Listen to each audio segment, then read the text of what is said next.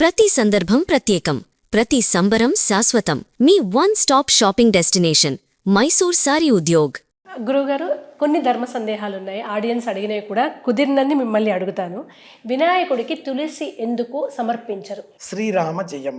పురాణిక కథనం అనుసరించి తులసి బృంద గణపతిని వివాహం చేసుకునే అభిలాష వ్యక్తపరచింది. అందుకని తులసిని నిరాకరించిన ఆ గణపతితో ఇకపైన నన్ను వినియోగించి తులసి దళాలు వినియోగించి అర్చించరు అనే ఒక పిట్ట కథను అనేకులు చెబుతూ ఉంటారు. వైజ్ఞానిక శాస్త్రం ఈ అంశాన్ని అంగీకరించదు. తల తెగి మళ్ళీ తల అతికింపబడినవాడు వినాయకుడు. పొట్ట పగిలి మళ్ళీ కుట్లు వేస్తే బ్రతికినవాడు వినాయకుడు. తులసి కంఠసర్పి అనే రోగాన్ని రాకుండా నివారిస్తుంది. గాయం మాన్పదు. గాయం మాన్పే తమలపాకు. గాయం కాకుండా అంటే ప్రత్యక్షంగా చర్మానికి సంబంధించిన గాయం కాకుండా పరోక్షంగా బ్యాక్టీరియా, ఫంగస్ ఇలాంటి కారణంగా వచ్చే రోగాలను నిరోధించేటటువంటి శక్తి కలిగినది తులసి. ప్రత్యక్షంగా గాయం అయితే ఆ గాయంలో నుంచి మనల్ని కాపాడేది ఇంకా చాలా విశేషమైన తీగలు, తిప్పతీగ ఇలాంటివి, అలాగే ఇంకా చాలా ఉన్నాయి. వాటితో గణపతిని పూజించాలి. కంఠం తెగి మళ్ళీ కంఠం పెట్టబడినవాడు. కుట్లు మనం చెప్పుకుందాం మోడర్న్ కాసేపు. కుట్లు అవునా కాదా, చంద్రుడు నవ్వాడా, చందమామ కథ విందాం. బట్ సైంటిఫిక్గా పొట్ట పగిలి మళ్ళీ బతికినవాడు తల్లి కారణంగా. ఈ నేపథ్యంలో గణపతికి తులసి ఇందుకోసమే అర్పించకూడదు. ఇది చెప్పడం కోసం మనం ప్రతి వాళ్ళకి మనం అయోడిన్ అని చెప్పాం కదా, ఉప్పు తక్కువైంది అని మాట్లాడుతూ ఉంటాం. కాబట్టి సైన్స్ వేరే, పురాణ కథ వేరే. సైన్స్ చెప్పేటటువంటి ఫలితాంశాలని పురాణ కథల ద్వారా మన వాళ్ళు ఆచారం, సంప్రదాయం అంటూ బోధించారు. ఇది రహస్యం. గురువుగారు, పూజ చేస్తే గంట కొడతారు. ఇంట్లో పూజ చేసే వాళ్ళు కూడా చిన్న గంట కొడతారు, కొబ్బరికాయ కొడతారు. అసలు ఎందుకు ఈ గంట, కొబ్బరికాయ కొట్టడం దేనికి? నారికేళ్ల సముద్భూతం త్రినేత్ర హరసమ్మతం శిఖయా దురితం సర్వం పాపం పీడాంచ మేనుద. కొబ్బరికాయని సమర్పించాలి. మానవ దేహానికి ఈ కొబ్బరికాయ ప్రతీక. మనల్ని మనం సమర్పించుకోవడం అంటే కొబ్బరికాయని పూర్ణ ఫలం అన్న పేరిట పూజాంతంలో సమర్పించాలి. నారికేళంలో ఉండే నీటితో అభిషేకం చేయాలి కాబట్టి అభిషేక సమయంలో ఒక కొబ్బరికాయ పగులకొట్టి స్వామికి ఆ నీటితో అభిషేకం చేయాలి. నాదం చేయడంలో ఈ పదార్థాన్ని అలా మనం పగులకొట్టగానే అప్పుడు నాదం వెలువడుతుంది. కానీ ఆ పదార్థం మీద అభిలాషతో కొంత బ్యాక్టీరియా, ఫంగస్ ఆ ప్రాంతానికి చేరవచ్చు. మీరు చేసే ఈ శబ్దంతో వచ్చేటటువంటి వెలువడేటటువంటి ప్రకంపనలు, శబ్ద తరంగాలు ఈ వ్యతిరేకంగా ఉండే వాటన్నింటినీ దూరంగా పెడతాయి. ఇది సైంటిఫిక్గా మనం ఒక చెప్పుకోదగిన అర్థం. రెండవది, పరమాత్ముడికి ఈ ఉపచారం అవుతుంది అని అందరికీ తెలియజేయడం. ఆహ్వానించే సమయంలో గంట, అభిషేకం చేసే సమయంలో నాదం, నివేదన సమయంలో నాదం, హారతి ఇచ్చే సమయంలో నాదం. ఈ నాదం అన్ని చోట్ల, అన్ని సమయాల్లో, అన్ని దేవతాలయాలలో ఒకే విధంగా చేయకూడదు. పరమాత్మ ఎవరు, నాదం మారుతుంది. ఏ ఉపచారం చేస్తున్నారు, నాదం మారుతుంది. వాటికి పేర్లున్నాయి. ఈ వివరాలను అందించేది ఆగమ శాస్త్రం. ఏకతాడనం, ద్వితాడనం, ద్వితాడనం, హస్తతాడనం, ఇలా అనేక విధాలుగా ఆ నాదమును సృష్టించేటటువంటి పద్ధతులు అనేకం ఉన్నాయి. ఆ శబ్దం విని పరమాత్ముడికి ఈ ఉపచారం అవుతుంది అని మనం గుర్తించాలి. ఇది రహస్యం. కానీ ఇంట్లో మాత్రం అందరూ ఆ చిన్న గంటను ఒకే రకంగా మోగిస్తుంటారు కదా, తప్పే ఉండదా గురువు గారు? భక్తి పిండి కొద్దీ రొట్టె. భక్తి కొలది పరమాత్ముడు. మన ఇంట్లో మనం చేతి గంట మ్రోగిస్తాం. ఆలయాలలో వేలాడేటటువంటి ఘంటానాదం చేస్తారు. మనం బౌద్ధ ధర్మం ఆరామాలకు వెళితే, విహారాలకు వెళితే, చైత్యాలకు వెళితే అక్కడ కూడా గంట ఉంటుంది. కర్రముక్క వేరే ఉంటుంది. కర్రముక్కతో ఆ గంట బయట ధ్వని చేస్తూ వెళ్ళాలి. అందులో కూడా మళ్ళీ రెండు. గంట పై భాగంలో ఒక అర్థం, గంట దిగువన అంచు మీద కొడితే ఒక అర్థం. ఒక పాత్ర చుట్టూరా బయట గంట కర్రతో చేసింది ఇలా త్రిప్పుతూ ఉంటే వచ్చే ధ్వని ప్రకంపన సృష్టించడం ఇంకొక అర్థం. కదా. ఇది వజ్రయానానికి సంబంధించిన జ్ఞానం. ఇప్పుడు ఈ మధ్య ట్రెండ్ అవుతోంది ఎక్కువగా అది. ఇది మనది కాదు, బౌద్ధ ధర్మం. సన్యాసులు చేయాలి. ట్రెండ్ అవుతుంది. కొత్తగా వింత. అలాగే గురువుగారు, గుడికి వెళ్తే ప్రదక్షిణ చేస్తారు. కొందరు 3, కొందరు 5, కొందరు 11, 108, వేలకు వేలు మొక్కుకున్న వాళ్ళు కూడా ఉంటారు. కారణం ఏమిటి? అసలు ఎన్ని చేయాలి? 3 చేస్తే చాలు.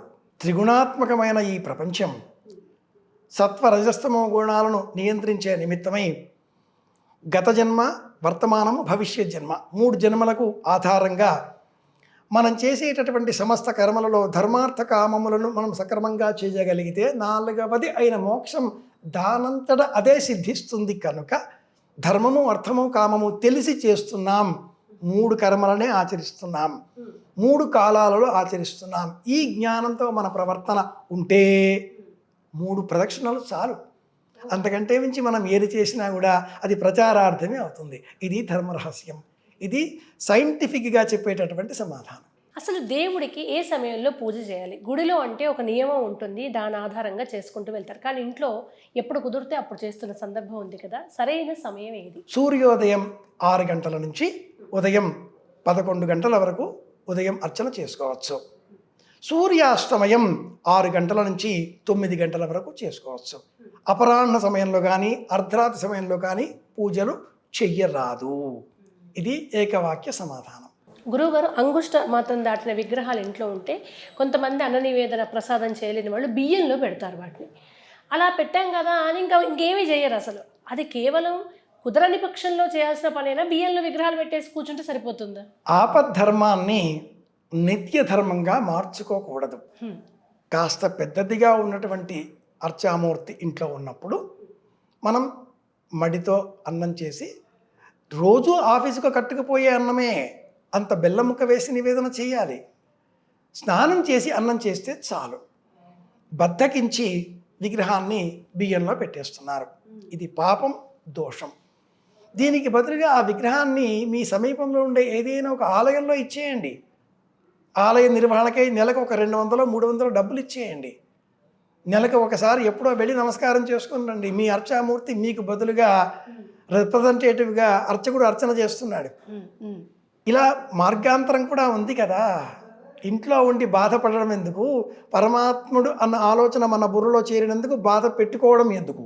గురువుగారు, నాకు ఎప్పటి నుంచో ఒక అనుమానం. ఎంత శ్రీచక్రానికి అంత ఫలితం ఉంటుందా? అంటే ఇంత శ్రీచక్రానికి ఇంత ఫలితం, అంతెత్తు శ్రీచక్రం పెట్టుకుంటే అంత ఫలితం అలా ఉంటుందా? ఎందుకు అడుగుతున్నా అంటే, ఈ మధ్య 10 అడుగుల శ్రీచక్రం, ఇంత వెడల్పాటి శ్రీచక్రం, దానికి పూజ, అధిక ఫలం అనే మార్కెటింగ్ నేను చూస్తున్నా. ఇంత శ్రీచక్రానికి ఉన్న ఫలితం కన్నా అంత శ్రీచక్రానికి ఎక్కువ ఉంటుందా?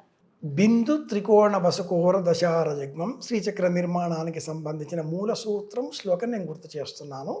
సౌందర్య లహరిలో కూడా మనకు 14వ శ్లోకం ఈ శ్రీచక్ర నిర్మాణం ఎలా ఉంటుందో తెలియజేస్తుంది. చిన్నది ప్రమాణం చిన్నది చిన్నది చిన్నది అవుతున్న కొద్దీ ముత్యాల ధర పెరుగుతుంది. ఎంత చిన్న ముత్యం అవుతే అంత ధర, ఎంత పెద్ద ముత్యం అవుతే అంత తక్కువ ధర. మైక్రో లెవెల్కి వెళుతున్న కొద్దీ మైక్రాన్స్, ప్రోటాన్స్, ఇంకా ఇంకా ఇంకా మైక్రో లెవెల్స్ వెళుతున్న కొలది విస్ఫోటన శక్తి ఎక్కువ. ఆటం బాంబ్ అంటే ఏంటి? అది ఇంత పెద్దదా? కాదు కదా. Micro, minute. చిన్న విషపు చుక్క చాలు కుండెడు పాలని పాడు చేయడానికి. ఒక్క మాట చాలు చేసిన శ్రమ అంతా కూడా నిష్ప్రయోజనంగా మార్చడానికి. కనుక శ్రీచక్రం ఎంత చిన్నది అయితే అంత ఎక్కువ ప్రయోజనం. జనాలకు చూపించడం కోసం కాదు మనం చేసే ఈ శ్రీచక్ర ఆరాధన. శరీరమే శ్రీచక్రం. ఈ జ్ఞానం పెంచుకొని చక్ర ఆరాధన చెయ్యాలి. కనిపించడం కోసమో చూపించడం కోసమో కాదు. శ్రీచక్రం శివయోర్వపు, దేహమే శ్రీచక్రంగా మార్చుకోవాలి అని మనకు దేవి దుర్గా మాల చెబుతుంది. ఆ దుర్గా మాలనే లోకమంతా ఖడ్గమాల అంటుంది. అది దుర్గా మాల. శరీరాన్ని మనం శ్రీచక్రంగా మార్చుకోవాలి. ఎంత చిన్నది అయితే ఆత్మశక్తి, ప్రాణశక్తి అంత బలం. అటువంటి శ్రీచక్రం ఇంట్లో ఉన్నప్పుడు కఠినంగా ఉన్న నియమాలు పాటించాల్సిందే కదా గురువు గారు. కొందరేమో అసలు శ్రీచక్రం ఉన్నా పర్వాలేదు, మీకు దేవుడి పట్టంలాగే మీరు అంత ఇబ్బంది పడొద్దు అంటారు. కొంతమంది ఏమో శ్రీచక్రం ఉంది, మడితో ఆచారంతో మెలగండి అంటారు. ఏం చేయాలి? కృష్ణుడు పక్కనే ఉన్నాడు, పాండవులకు తెలియదు, కష్టాలు పడ్డారు. ఎప్పుడు తెలిసిందో అప్పుడు కృష్ణ నీవే తప్ప ఇతఃపరం పెరగము అన్నారు, కృష్ణుడు రక్షించాడు.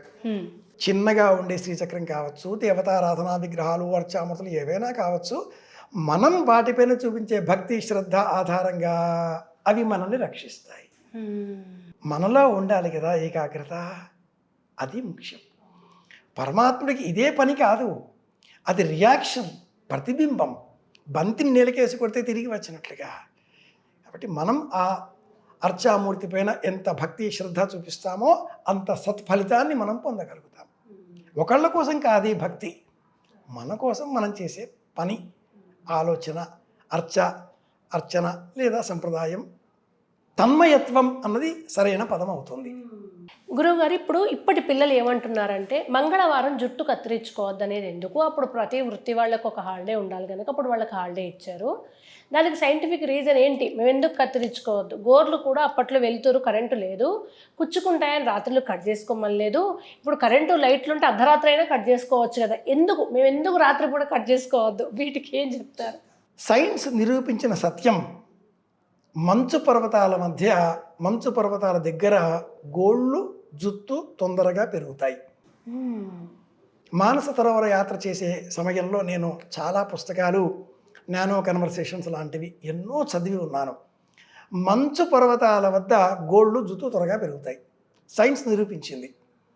మన చేతి వేళ్లలో కూడా అన్ని వేళ్లలో సమానంగా గోళ్ళు పెరగవు, మధ్య వేలికి త్వరగా పెరుగుతుంది, కాలి వేళ్లలో కూడా చిటికిన వేలికి తక్కువ. ప్రమాణం ఒకటి కాదు. చనిపోయినటువంటి మృత అణువులు చనిపోయిన తర్వాత కూడా పెరుగుతున్నాయి కాబట్టి వీటిని తొలగించడంలో ఒక సమయం, సూర్యోదయ సమయం. మంగళవారం నాడు ఎందుకు వద్దన్నారు? మంగళవారం కుజహోరతో ఆరంభమవుతుంది. ఈయన శశి కుజరాహుర్జీవమందాగ్నికేతు. ఈ కుజుడు తామసానికి, యుద్ధానికి, పరాక్రమానికి, రక్తానికి ప్రతీక. మన దేహంలో మాట గురువు, బుద్ధి బుధుడు, తండ్రి, పుణ్యం, దేవతారాధన, కోపం, ఉద్యోగం సూర్యుడు, తల్లి, ప్రేమ చంద్రుడు. ఇవి ఎలాగో ఇల్లాలు, అలంకరణ శుక్రుడు ఎలాగో, కుజుడికి సంబంధించి శరీరంలో ప్రవహించే రక్త వేగం నియంత్రణ, హైపర్ టెన్షన్ ఆయన కంట్రోల్లో ఉంటుంది. అలాంటప్పుడు మంగళవారం కుజహోరతో ఉన్న సమయంలో కటింగ్ చేసుకుంటే చెవి తెగవచ్చు, కత్తి తెగవచ్చు. ఆ రోజుల్లో కత్తి నూరేవాళ్ళు బెల్ట్ మీద, ఇప్పటిలాగా రేజర్స్ అది వ్యవహారాలు కాదు. అలాగే మాతుశ్చతుర్థి భగిని, చతుర్దశి ఎప్పుడు పడితే అప్పుడు కటింగ్ చేసుకోకూడదు. చవితి నాడు చేసుకుంటే తల్లికి పాపం కష్టం, చతుర్దశి సోదరికి కష్టం, భ్రాతుశ్చ షష్ఠి అన్నదమ్ములకైతే షష్ఠి నాడు చేసుకుంటే అన్నదమ్ముల కష్టం. ఇలా తిథులు, నక్షత్రాలు, వారాలు అనేకం చెప్పి మనకు పక్షం 15 రోజులకు ఒకసారి అని చెప్పారు. ప్రతిదీ శాస్త్రం, ప్రతిదీ మైక్రో లెవెల్, ప్రతిదీ నియమం. తెలియని వాళ్ళు వాదించినప్పుడు తెలిసిన వాళ్ళు ఇది సైన్స్ అని చెప్పాలి. ధన్యవాదాలు గురుగారు. శ్రీరామ జయం.